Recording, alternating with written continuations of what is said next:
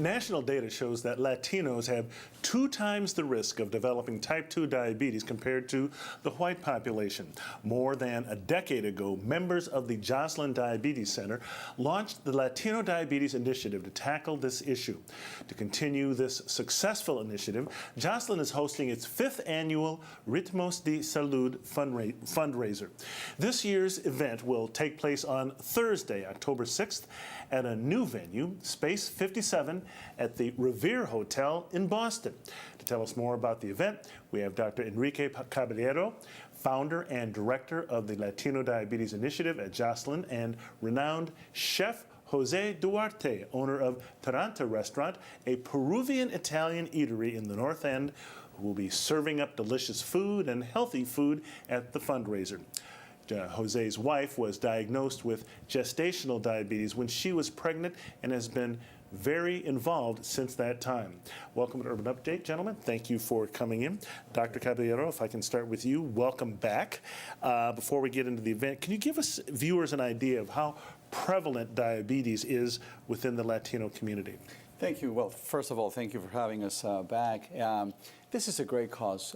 Let me just say that diabetes, unfortunately, is a very common problem in the general population. People don't know sometimes that diabetes kills more people than all cancers and HIV together. It's one of the main causes of heart disease, which is the #1 cause of death in the population. First cause for blindness, kidney disease, non-traumatic amputations. So diabetes could be a devastating disease, very common.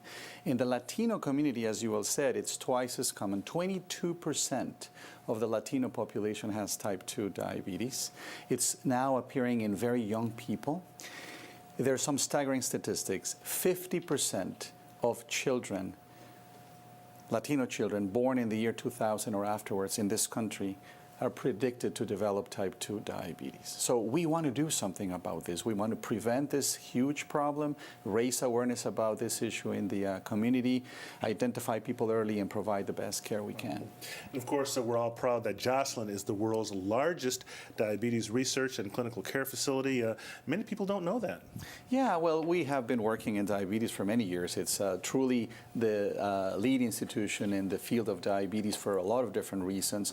But we're very proud that within our institution, we are now really focusing a lot more in underserved populations, certain communities that have a higher risk for diabetes and its complications. And we want to do the best we can to help everybody. But there are some that need an extra hand, and that's what we want to do.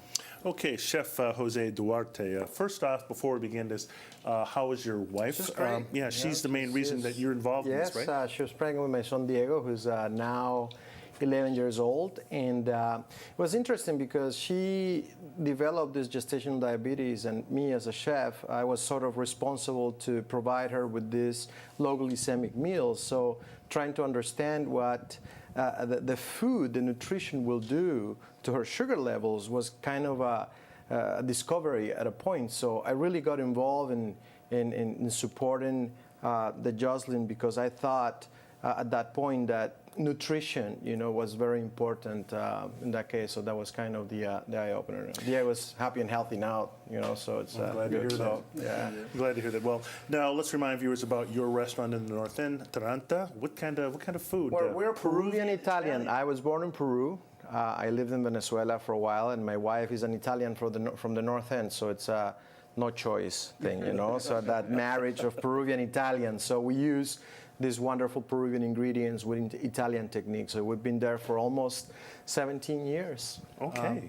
In the North End. So. Wow, that's really amazing. Now, Dr. Caballero, this whole project has really become a major part of your life, and now you are a full-fledged Bostonian. A little bit about your journey here. Well, I am originally from Mexico. I've been here for 22 years already, and I want to help everybody with diabetes. That's what I do. I'm an endocrinologist, but I want to do something for our community. Since I decided to stay in this wonderful country, I want to do something for our community as well. So all these efforts really try to help the community in general. And it's not just Latinos. I think that everybody needs to be aware of the major problems. So for instance, you know, Jose's wife is a great example. People that have diabetes during pregnancy, they have a high risk of developing diabetes later on. But that can be prevented. That could be delayed. 50% of the people with diabetes don't know that they have the disease because they can go for many years without any symptom. We want to raise awareness about this, and that's our cause. We want to help everybody in the best possible way. Now, I see this year you've moved to a bigger venue, I understand. When and where is the event? Maybe we can look at some photos of some past events while you talk about that. Well, there's two purposes. One is to raise awareness about this problem, but at the same time, we want to celebrate. We want to celebrate the fact that we are really champions in the fight against diabetes, that we're really making great progress. We still have a lot of work to do, but we want to celebrate that. So this is going to be a fun event, as you said, at Space 57 in the Revere Hotel. There's going to be music. There's going to be wonderful food provided by Jose and many other great people that have been behind this cause.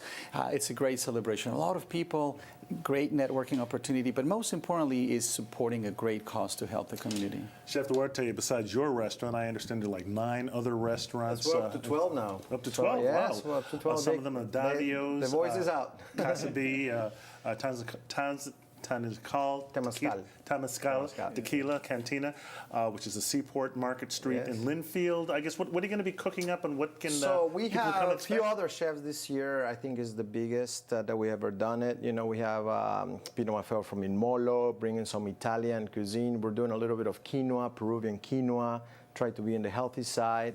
I'm sure that Chef Calias from the Colonnade will bring some of the nice charcuterie that is not so proper for the diet, but it will be delicious as well. So.